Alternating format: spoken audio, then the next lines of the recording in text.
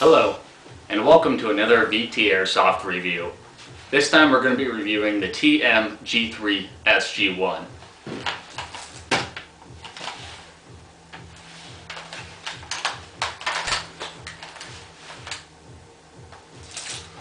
Now this review may seem a little more negative in aspect towards the gun, but that's for a good reason. I've owned this gun for about a year now, and it's safe to say it is not worth the money to spend on it.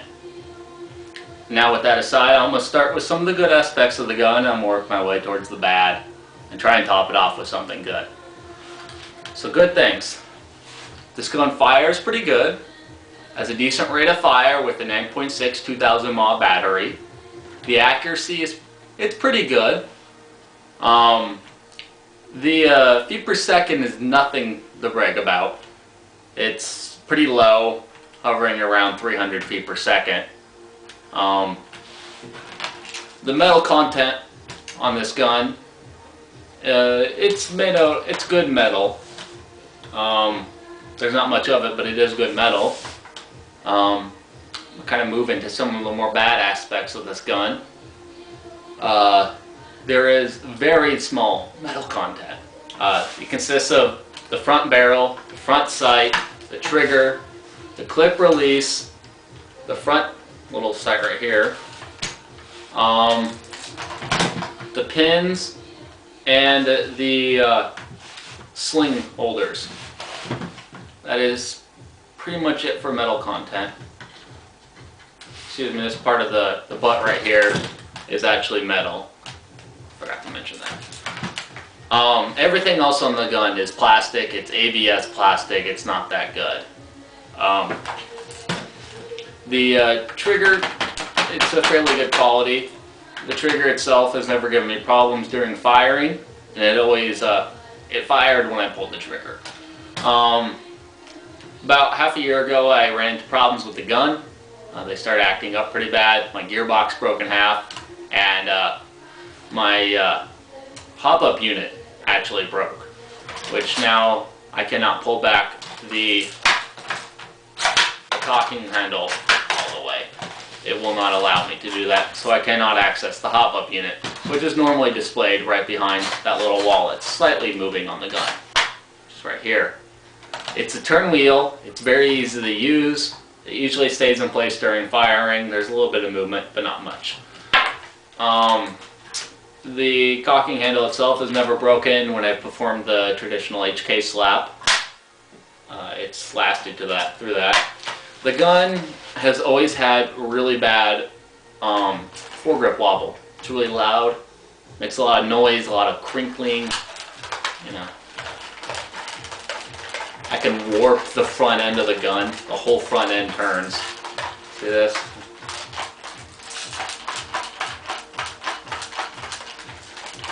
The bottom of it, of the foregrip, cracks. You can split open. And the top piece can be pulled apart. Now that's just from normal wear on the gun. We haven't put it through anything too harsh, but just normal VT Airsoft play. I've replaced the Tokyo Marui clip with a classic Army clip. It lasts quite a bit longer, and it's made of metal. It's never misfed. Good on classic Army there. The trigger select, as you see, that broke. The little circle plate that holds it in actually broke apart. It didn't just fall off, it broke apart. And it actually stopped clicking into place very well after a bit of use. The stock of the gun is a really nice plastic. It's really thick.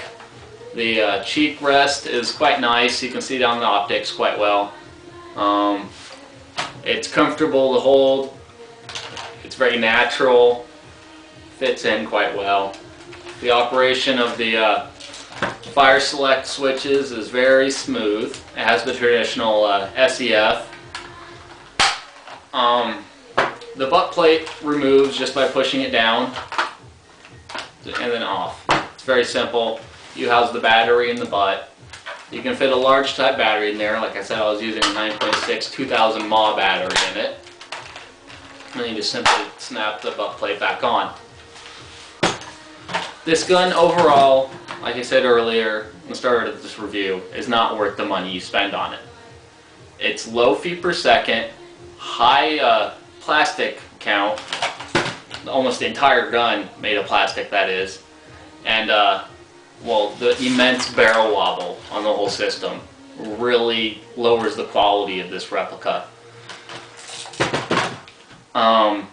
This is my first TM rifle. I have worked with TM rifles before, so I know this isn't just a lemon.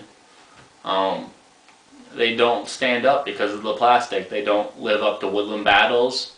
They break easy when they're hit. I've dropped this thing a couple times, just a few drops, you know, mostly in dirt, grass, once on a linoleum floor. It didn't really break, but it does add wear to the gun. There were no bad accidents where the gun broke in one part.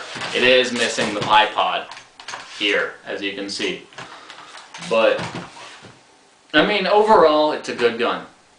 It shot well when it shot, had decent accuracy, but it just isn't as good as they put out it is.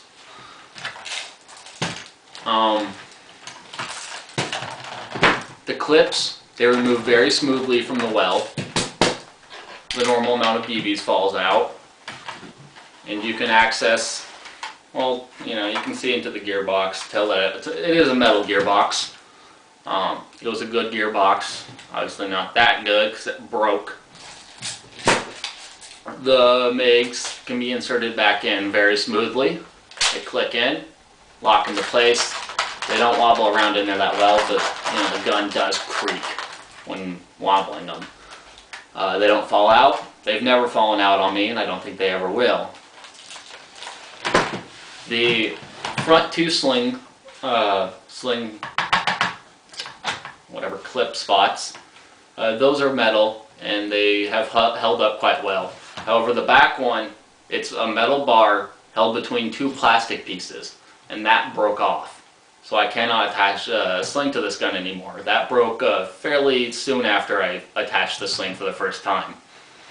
This gun is very easy to field strip. It is extremely easy. You can take this gun apart in seconds if you know what you're doing. The traditional flash hider on it, it always stays loose. Sometimes it falls off. It's fallen off on me quite a few times. I always have to keep tightening it down with an Allen wrench.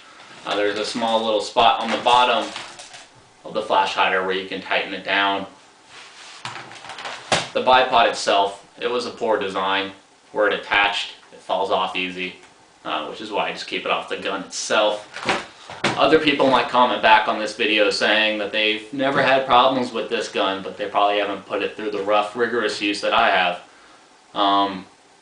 Woodland play can be harsh, especially in the Northwest on a gun. It rains a lot here, and the weather is constantly changing. We get cold and severely hot weather. But, you know, this gun just could not last up to it. This is the TM G3 SG-1, and dare I say, it's a pile of shit.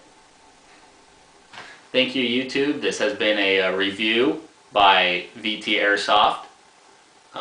All comments and questions are acceptable. Please keep them nice. I don't like all those rude comments of people thinking they know everything and are rulers of the frickin' world.